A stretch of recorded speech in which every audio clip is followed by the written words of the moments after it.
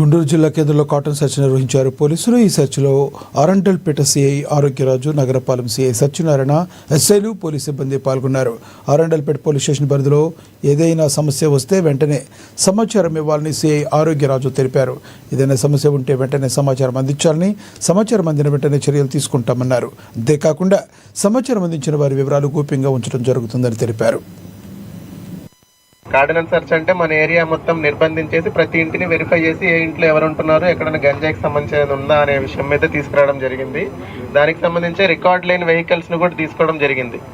ఎందుకు ఈ బండ్లను మనం పట్టుకున్నామంటే ఇట్లాంటి వెహికల్స్ యూజ్ చేసే ప్రాపర్ రికార్డ్స్ ఉండవు, నెంబర్ ప్లేట్లు మార్చేసి వాటితో చైన్ స్నాచింగ్లు చేస్తారు, వాటిని దొంగతనం చేసిన బండ్లు తీసుకుని వెళ్ళి దాని ద్వారా గంజాయి కొంటా ఉంటారు. సో అవన్నీ వెహికల్స్ ప్రాపర్ డాక్యుమెంట్స్ చెక్ చేసి, ఏదైతే ప్రాపర్ డాక్యుమెంట్స్ చెక్ చేసి వెహికల్స్ అనేది రిలీజ్ చేస్తాము. ఇక్కడ మన ఏరియాలో కొంతమంది గంజాయి అఫెండర్లు కూడా ఉన్నారనమాట, చాలా పేరుతో. అక్కడ రౌడీ షీటర్లు ఎవరైతే ఉన్నారో వాళ్ళు ఒకసారి ఇక్కడ తీసుకురా. వీళ్ళు కాకుండా ఇంకా అక్కడ కూడా ఉన్నారా, మేరీ బాబు వాళ్ళు ఉన్నారు కదా, ఎక్కడ ఉన్నారు వాళ్ళు?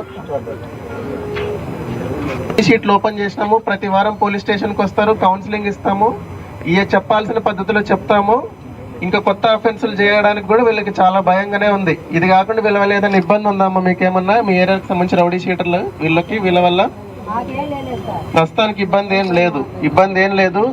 ఇట్లా ఎవరి మీదన్నా గంజాయి అమ్మినా, గంజాయి కొన్నా, లేదంటే ఇతర ఏదన్నా క్రైమ్ లో కనుక ఇన్వాల్వ్ అయినారంటే అందరి మీద రౌడీ షీట్స్ ఓపెన్ చేసి ఇట్లనే అందరి ముందు నిలబెట్టి కౌన్సిలింగ్ ఇవ్వడం జరుగుతుంది ఇంకా నుంచి. ముఖ్యంగా